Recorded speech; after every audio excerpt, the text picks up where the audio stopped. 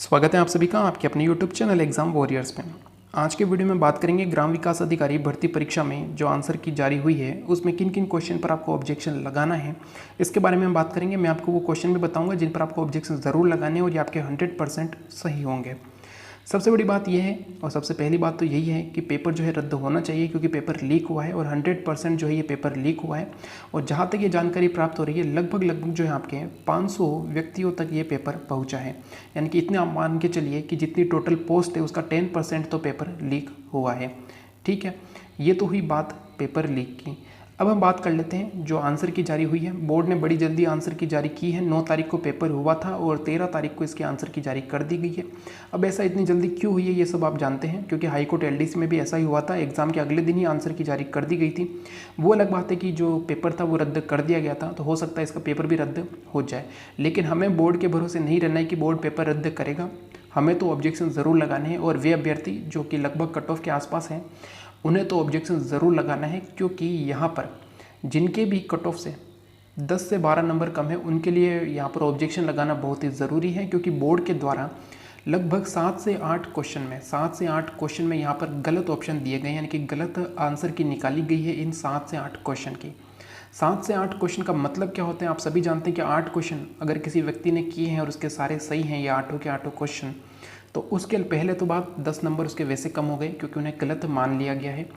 गलत माना गया है तो वहाँ पे नेगेटिव मार्किंग भी है, तो लगभग 3.3 यानी कि लगभग आप मान लीजिए 3.5 नंबर उसके नेगेटिव भी कटेंगे, तो लगभग उसे 13.5 नंबर का जो है यहाँ पर अंतर देखने को मिलेगा। यानी कि पहले जिसके नंबर पहले 125 हो रहे थे वो नंबर अब कम होकर 112 से 115 पहुँच गए हैं, जिसने इन क्वेश्चन को किया था और उसके सही हो रहे थे। तो यहाँ पर आपको इतना बड़ा अंतर देखने को मिला है, यानी कि जिनके 125 बन रहे थे उनके 112 से 115 नंबर बन रहे हैं आंसर के आने के बाद। तो उन सभी को ऑब्जेक्शन ज़रूर लगाना है। सबसे पहले बात करें तो पेपर का स्तर मीडियम लेवल का था, हमने पहले भी बात की थी।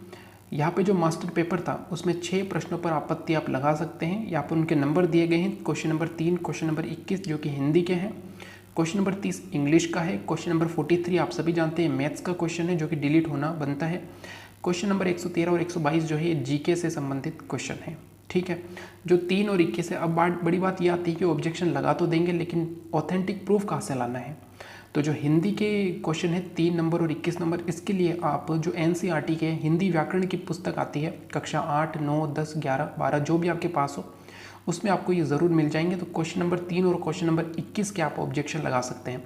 दूसरी बात यह है कि ऑथेंटिक प्रूफ में और क्या क्या आता है, तो कोई कॉलेज के जो लेक्चरर है उनके द्वारा कोई पुस्तक लिखी गई है, जो पुस्तकें हमारे स्कूल में चलती हैं, ठीक है, जो एनसीईआरटी की है वहाँ से आप ऑब्जेक्शन ला सकते हैं।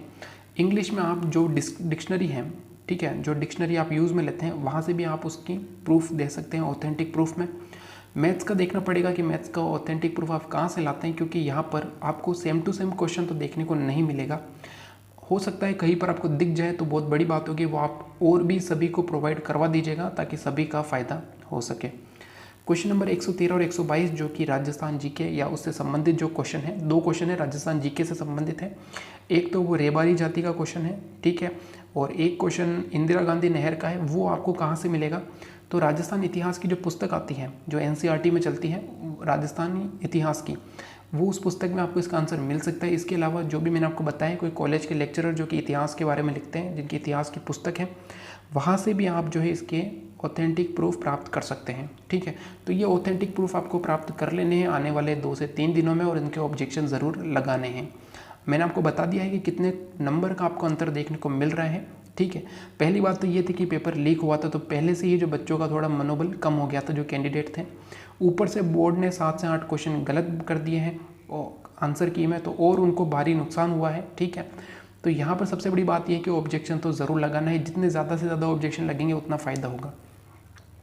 कोई ये ना सोचे कि 7 से 8 क्वेश्चन है इनके ऑब्जेक्शन लगेंगे तो ये अपने आप ही डिलीट हो जाएंगे, ऐसा नहीं है। बोर्ड इतने क्वेश्चन कभी डिलीट नहीं करता है, मुश्किल से है। यानी कि पटवारी और अगर बाकी जो भर्ती गई थी उनमें देखें तो लगभग 3 क्वेश्चन उन्होंने डिलीट किए, तो लगभग इतने ही क्वेश्चन डिलीट करेगा वो अपनी तरफ से। यानी कि बोर्ड अपनी तरफ से सिर्फ 3 क्वेश्चन डिलीट कर सकता है, 3 से 4 क्वेश्चन, लेकिन गलत तो 7 से 8 क्वेश्चन है, तो हमें इनके ऑब्जेक्शन ज़रूर लगाने हैं। जो ऑब्जेक्शन लगाएगा उसको फ़ायदा होगा। कुछ एक क्वेश्चन है जो साफ साफ दिख रहे हैं, तो वो बोर्ड अपने आप ही डिलीट कर देगा। अपने आप ही डिलीट कर देगा मतलब ऑब्जेक्शन लगेंगे तो डिलीट करेगा, ठीक है। अगर थोड़े बहुत ऑब्जेक्शन लगे तो उन क्वेश्चन को डिलीट कर दिया जाएगा, और बाकी पर आपको ऑब्जेक्शन ज़रूर लगाना है। सभी को लगाना है जिनके भी वो गलत हो रहा है, ताकि उन्हें फ़ायदा मिल सके। क्योंकि यहाँ पर अगर हम कुछ नंबर से बाहर हो जाते हैं तो बाद में यही अफसोस रहेगा कि हमने उसका ऑब्जेक्शन क्यों नहीं लगाया था। तो यही बात है कि आपको किन किन क्वेश्चन पर ऑब्जेक्शन लगाना है, वो कौन कौन से क्वेश्चन है, इसके बारे में आपको बताया है। अगर आपको वीडियो अच्छा लगे तो लाइक एंड शेयर ज़रूर कीजिएगा। जय हिंद, जय भारत।